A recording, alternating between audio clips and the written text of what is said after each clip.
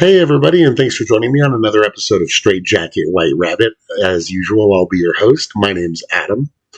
Today, you guys, we're going to be talking once again about Bigfoot.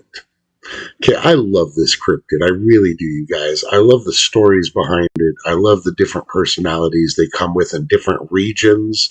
Um, just enjoy it. I just enjoy a good Bigfoot tale. I really, really do.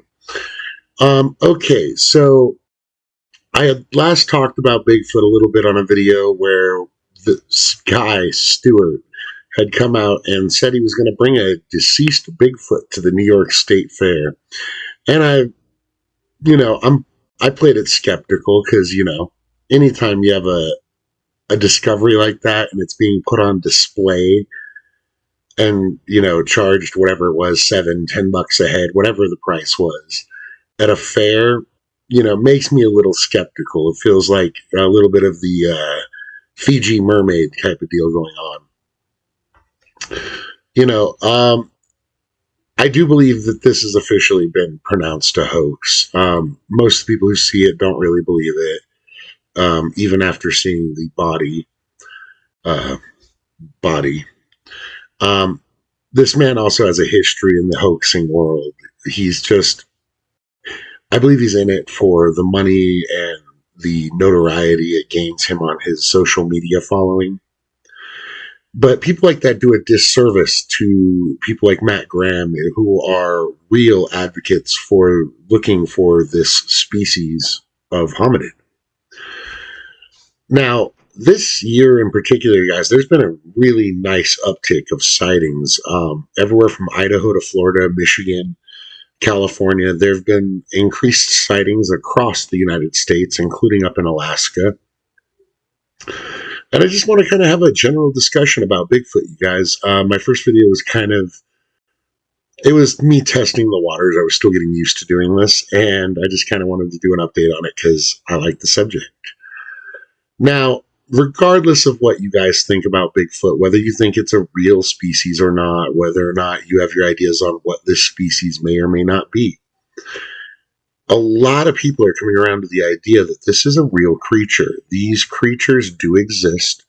They're uncommon to see in the wild because they avoid us, and it's been made very apparent by numerous documentaries, eyewitness statements, everything else, that these things try to avoid us. I mean, they're called tree peekers as one of their nicknames. Okay, they literally stay off to a distance and try to peer around trees to see what's going on. They purposefully are trying to stay hidden. And skeptics of Bigfoot, that's one of the things that gets me is they're always saying things like, well, why haven't we found a body? Um, I hate to tell you guys this, but it's not very often you find a body of anything in the forest. Um, it's a forest. As in a lot of harsher environments, bodies don't really last long. You have scavengers, you have insects, you have rot and decomposition, you have weather, you have all manner of things that help decompose and scatter the remains. That's not even taking into account the fact that this could be an intelligent species who, I don't know, bury their dead. We bury our dead or burn them to a crisp to the point where they're dust.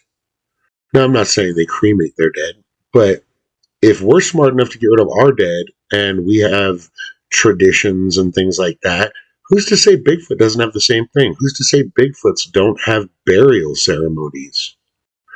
We really don't know this. Now, like I said, there's a lot of different things skeptics say about Bigfoot, and I want to kind of address a lot of them because a lot of them they're almost laughable. Kind of like the excuses they constantly give us for UFOs and UAPs, weather balloons, swamp gas, things like that. I have a hiccup.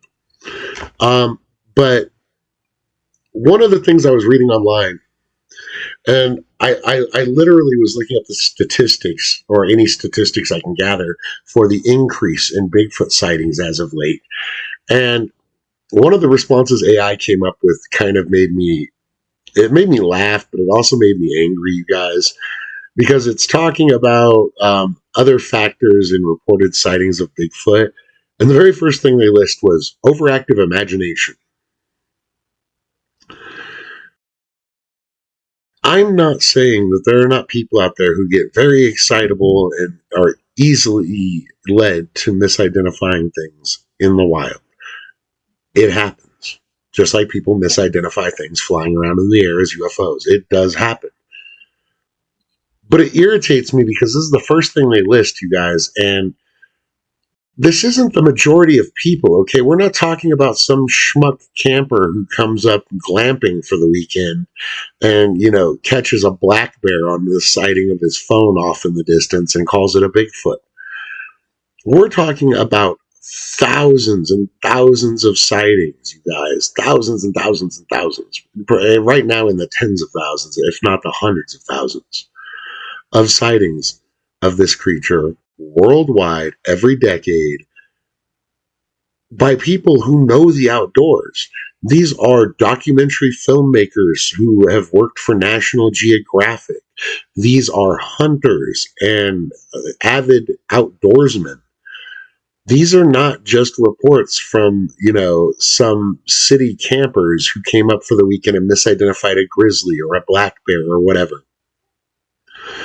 As to say, I'm not saying that those types of events don't happen. They do. But there are tons of reports from credible people, credible witnesses, outdoor people, hunters, like I said, hikers, nature walkers, people who are out in nature every day, walking through their local national parks or forests. They know what bears look like, okay? They know what all these other things look like. So they're not misidentifying a black bear. I've seen black bears up close, okay? I've actually seen brown bears up close. The only one I haven't seen really close is a grizzly, thankfully. But you're an idiot if you think a black bear looks like a Sasquatch. First of all, they're not really tall, okay? Even on their hind legs, it's pushing it to make them be my size or bigger. That's a stretch. Okay, they're not really tall animals. Number two, even if you saw a brown bear and it's standing on its hind legs, fine. You see something upright, I get it. It could be misidentified. But when you see something with a gated walk, okay, a humanoid gated walk, moving through the forest at 7.5, 8.5, 9, 10 feet tall,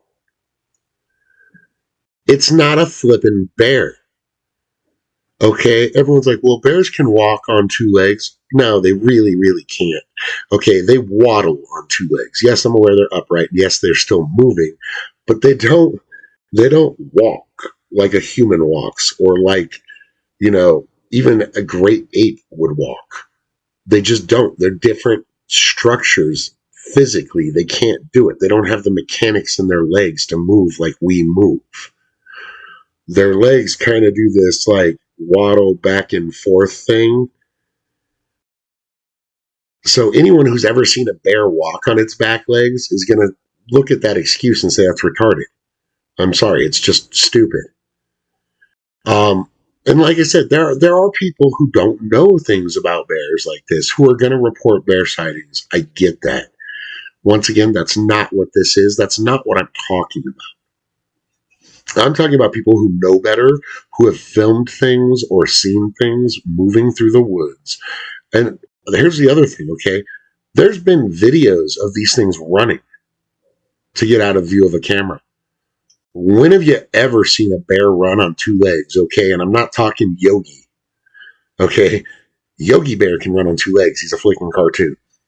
Bears don't run on two legs. Why? Because it's way faster for them. They are many times faster on all four legs than they are on two legs. They're not quick on two legs. Here's the next one. People try to debunk the tree leaner or the tree peeker thing by saying, well, bears will go up and they'll mark trees. So it could just, if you catch a bear's attention and he looks off to the side, that's not what this is. There's tons of video and photos of this. Go look it up if you don't believe me. It's all over the internet. These things will literally peer out from the side of the tree and move back like this when you start paying attention to that area so they're not seen. And then when you're kind of looking off to the side again, You can glance over and they're doing it again. These are not the same behaviors that bears elicit or humans elicit from bears, okay? Yes, bears are very curious, okay? And they will come check you out. But they're not going to keep their distance moving from tree to tree, going from this tree peeking around it, going to another tree peeking around it. They don't do this. This is not bear behavior. Okay. Also, bears don't magically have the ability to, avoid trap cameras. These creatures have been seen. Well, parts of them have been seen, I should say, on trap cameras, actually removing them from trees, tearing them down off trees, while still avoiding walking directly in the path of these. Now, a lot of us Bigfoot type researchers believe that this is because they, like other animals, can see different spectrums of light.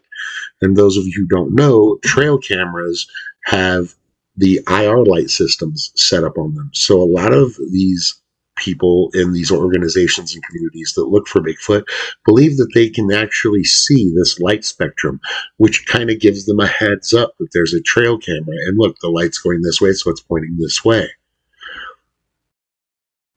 It's just, it is what I believe. It's an I'm not even going to say an excuse. It's a explanation of how they're so good at avoiding these things. That's not outside the realm of possibility. Many animals see in different spectrums of light and multiple spectrums of light that we cannot see. Now, once again, going back to the bear thing, okay? I want to talk a little bit about Bigfoot nests. Okay, yes, Bigfoot are believed to make homes, temporary homes, I should say. I'm not even going to say homes, temporary beds out in the wilderness. They've been deemed nests by researchers. Now, this is where we get back to the bear thing, and it kills me, you guys, that people jump to this every time because they're not listening to the details. People go, oh, well, bears make nests. See, this is just a bear. Bears make nests all the time. Case closed. Number one, yes, bears make nests. Completely agree. And different bears actually make different types of nests. Some of them make them up in trees.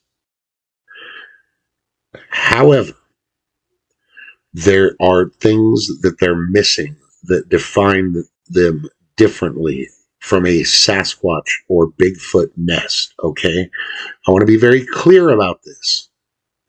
Huge differences that cannot be argued. Bear nests are typically either pushed down and trampled down grassy areas with other sticks or branches or greenery that is kind of just dropped in a circular area, and then they pad down the middle. Completely fine. I get that they do that. But Bigfoot nests are woven, okay?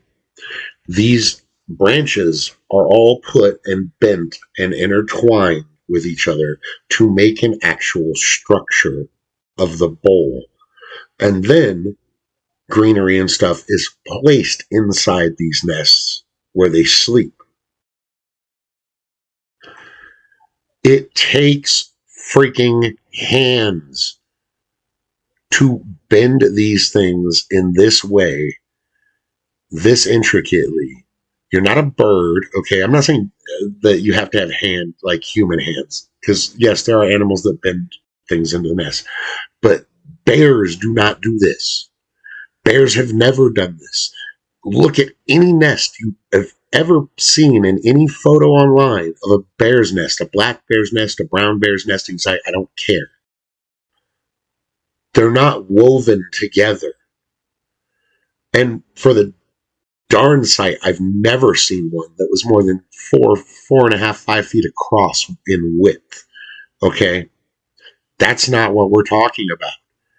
People have been upticking these on social media recently, these photos, since a few of these shows, like I'm going to forget what it is now. It's Finding Bigfoot, Expedition Bigfoot, something like that.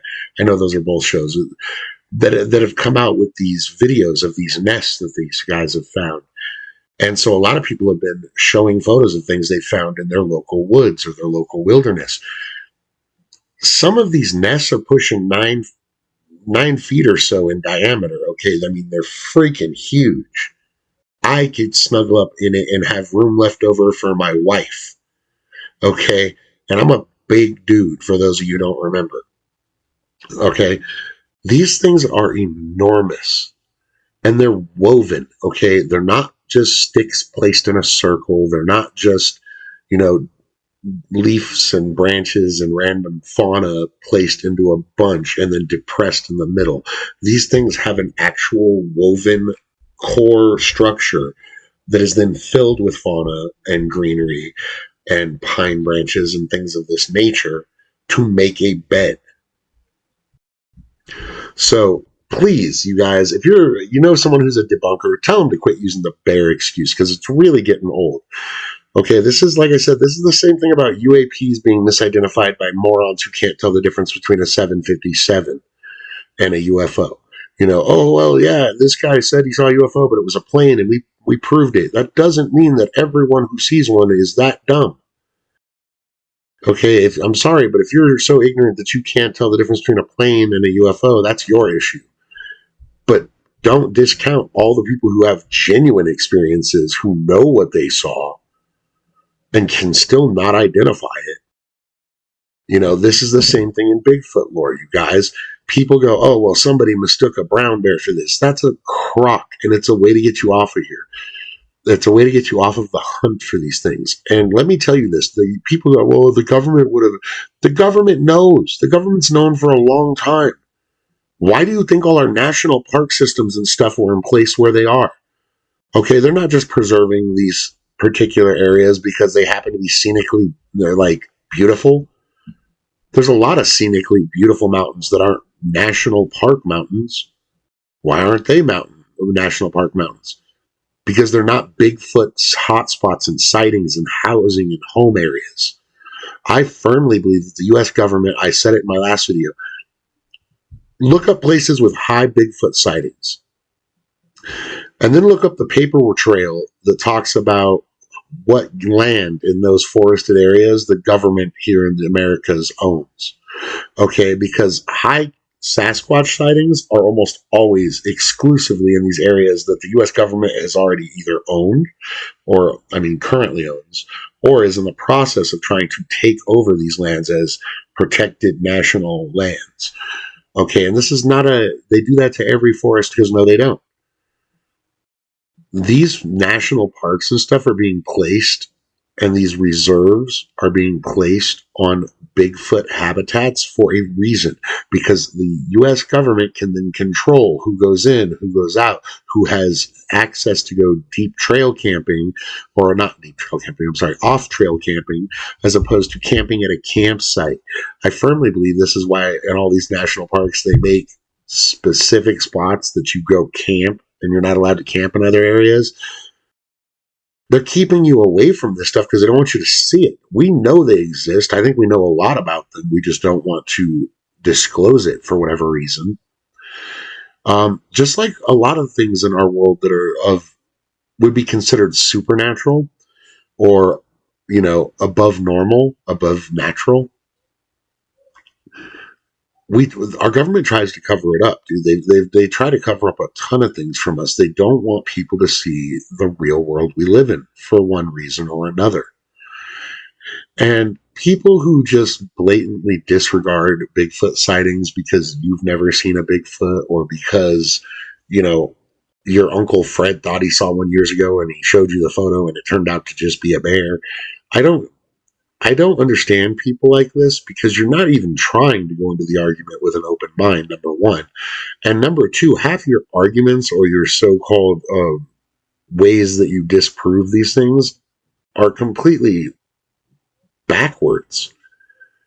You can't say, well, look, one person had this incident, so now all of the other incidences are that instance. It's a bear. That's not the way scientific study works. That's not the way real investigations work. I'm all for legit scientific expeditions into these forested areas to try to find these, but they're never going to let these happen, not on any serious scale. You see these documentaries where they do try, but they're going up into a mountainous area, hundreds of thousands of acres sometimes, with like 3 or 4 people. For those of you who've never hiked alone in the woods, and I mean like the woods, okay, I'm not talking about, 40 yards into a national forest. I'm talking about deep in the wilderness. You tend to get to know the sounds and the animals and the things that should be there and shouldn't be there. And this is where I'm getting at. People are seeing and hearing things that don't belong. These giant woven nests, howls by creatures that can't be explained. Some of these people have recorded Bigfoot howls, you guys, that they've taken to zoologists, they've taken to primate researchers, they've taken them to all manner of scientific people to have them analyzed, and they almost always come back 90% of the time as unknown. Oh, well, we don't know what this is, but it could be a lot of things. That sounds like a cop out to me. It could be a lot of things, but we don't know what it is. Your first words were, you don't know what it is. So don't follow up afterwards with, well, it could be a lot of things. Yeah, it could be, but it's not. It's a Sasquatch. These things howl. And if you've ever heard one, I've actually believe I've heard these things on camping trips before. Um, Me and my family loved camping. And like, even before I met my wife, I used to go camping with my cousin, my other family members, I by myself. I love going up in the woods and just spending a few days resetting myself. I feel very centered out camping. But I've heard howls in the middle of a forest that don't belong. They're not coyotes, okay? You guys, I've lived all over. I'm well aware of what wolves sound like. I'm well aware of what coyotes sound like. I was raised in an area that was had a very, very active coyote population. They actually used to eat like my neighbor's cats if they were let outside on accident. So like they were constantly trying to herd their cats into the house so they didn't get eaten by the coyotes at night. So I'm well aware of what these animals sound like, and there is no comparison to a coyote howl or a coyote bark and a Bigfoot call. These are loud, drawn out, bass filled. I mean, I honestly believe that they might use some kind of, or not use, I should say, they might have some kind of I wish I could remember the name of it, infrasound. The ones that can actually affect you, like the ones that tigers have, the noises they make when they roar, it actually causes you like anxiety and fear and stress. The noise does. And I do believe that Sasquatches can do the same thing. And also, you guys, like I said, a lot of people talk about these like they're a dumb animal. Okay, like, well, we would have seen them mistakenly do this or leave behind this, or we would have found them, we would have found something. They would have been dumb enough to leave us some kind of evidence. You're assuming these things are just some weird wild animal who doesn't really care about whether or not humans are tracking it. Animals, for the most part, you guys, don't go around trying to hide their footprints or hide their dead bodies or any of this other stuff. They just don't do it. These creatures actively try to elude people, okay? There's video footage on quite a few people's dash cams of Bigfoots actually crossing behind their car at night on busy highways. These things are smart enough that they don't always, like, there are a few videos where they're in front of the car. I'm not saying there's not. But a lot of the times, these things are captured on the rear facing cameras of cars. Why is this? In my opinion, they're trying to stay hidden. These things are good at hiding. It's what they do. They wait for your car to pass by with the bright lights, and afterwards, then they cross the street behind you. Many Sasquatches have been reported crossing highways in this manner. They're avoiding the light. They don't want to be seen. These things know that we are trouble. I mean, think about it. If you were another hominid type species that shared this planet with us from however long ago, they've obviously been here a while. There's stories of them going back forever. You've seen the kind of things we did, okay? Our ancient ancestors wiped out all the other hominids. We killed them. And if we didn't kill them, we killed them a little bit and then just they kind of died off. But we attacked a lot of our own ancestors back then. It was basically survival of the fittest, you guys. Our genetic ancestors were not, it wasn't like we had one thing of humans and then it was automatically another thing. Different branches of the human family tree lived on Earth at the same time and they fought. Okay, so who's to say this particular species may not be one of those? And maybe they're as smart as us or close to it in intelligence. Even similarly smart would be scary.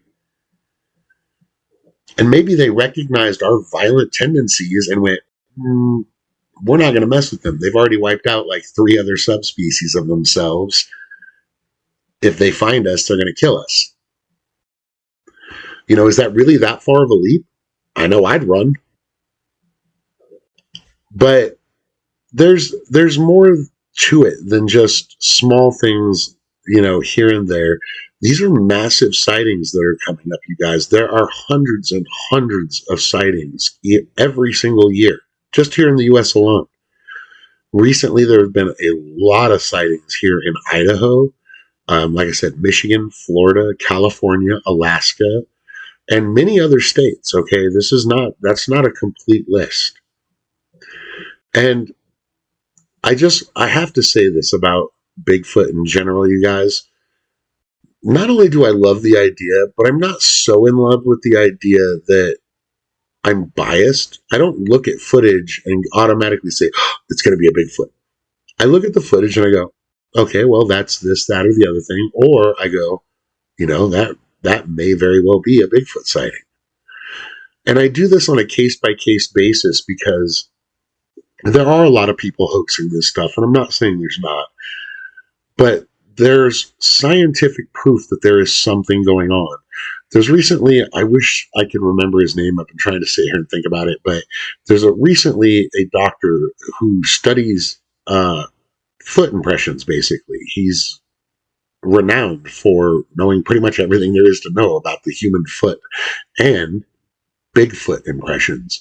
He had the largest Bigfoot feet casting collection in all of America, as far as I know.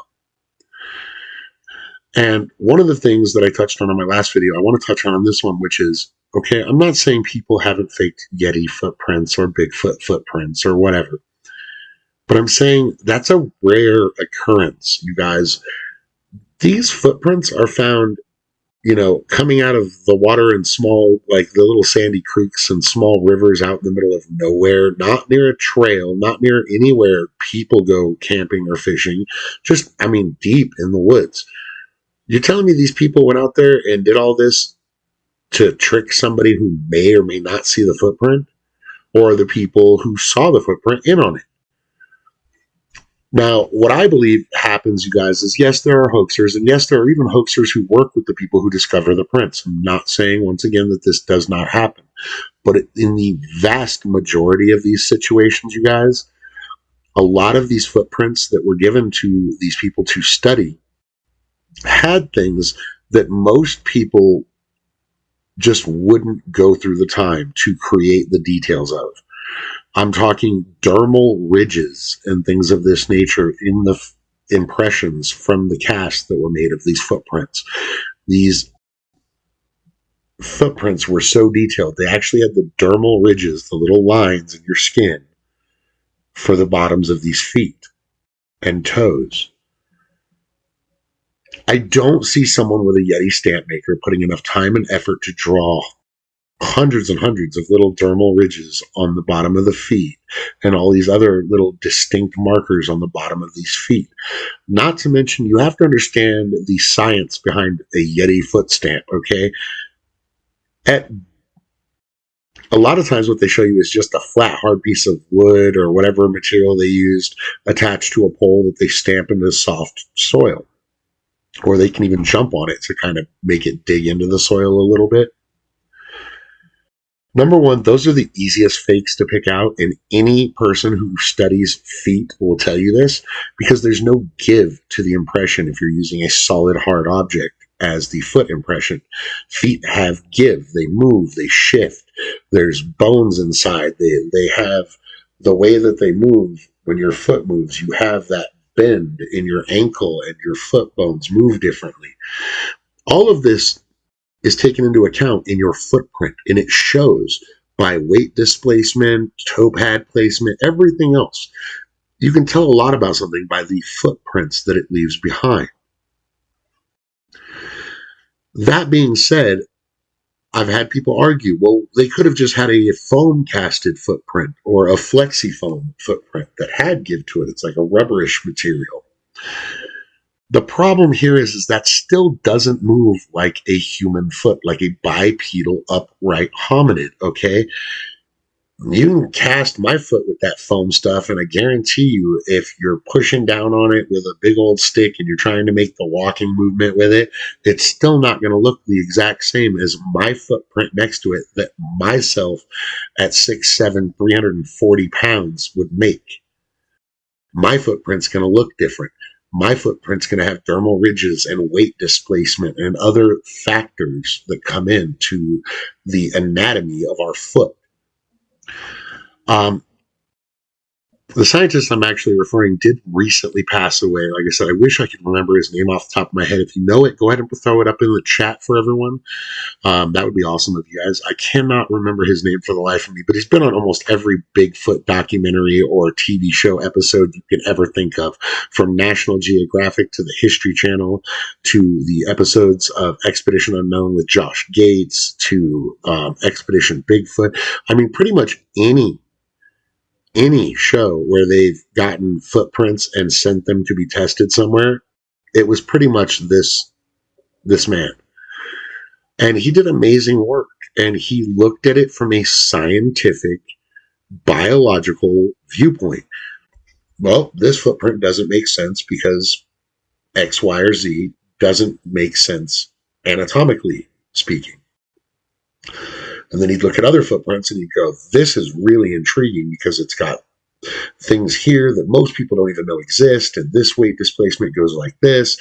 And we can easily tell that, he goes on and he gives you explanations of what he believes these things to be, but he does it scientifically by breaking down why these things are not a hoax. And he's gone on record and shown the hoax footprints he has because he keeps models of some of the suspicious, the proven hoaxed footprints. And he's shown people on camera. You see the difference here? He goes, but over here you can actually see the pad. You can see, actual damage to the foot in some cases, scarring to the foot. Other things. I mean, just on and on and on. And he showed proof for years, you guys. And people still just went, no, someone had a Yeti foot stamp maker or a Bigfoot foot stamp maker. It doesn't make sense. Like I said, some of these things have only been partial footprints found, like coming out of a creek bed that's both rock and sand, so it didn't take very well, the footprint itself.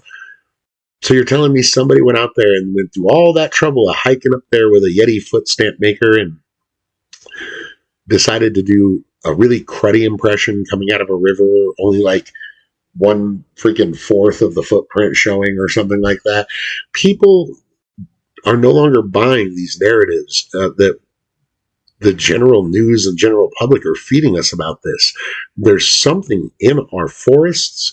There is something in our cave systems. And I believe their populations are kept strictly monitored, either by themselves or by us, or maybe by their natural breeding cycle. Maybe they only have a breeding period of every few years or something of this nature. We have animals all over the world that have odd breeding cycles, and that's why their numbers dwindle. So, you guys, just food for thought. The next time you see a fuzzy photo on the internet of what might be a Sasquatch, don't blow it off to a black bear. Use your own eyes. Look at the clues in the photos. And if it's a fake, it's a fake. But if it's the real thing, you might be looking at a Bigfoot. So you never know. I appreciate you guys all watching me. I appreciate you coming by and supporting my channel. As always, memberships are up, subscriptions are live. Hit that subscribe button if you like what you saw today. And make sure you hit the bell notifications. Make sure you get notifications on all new videos coming out. And I much love each and every one of you guys for supporting my channel, and I hope you have an awesome night. This has been Straight Jacket White Rabbit, signing off.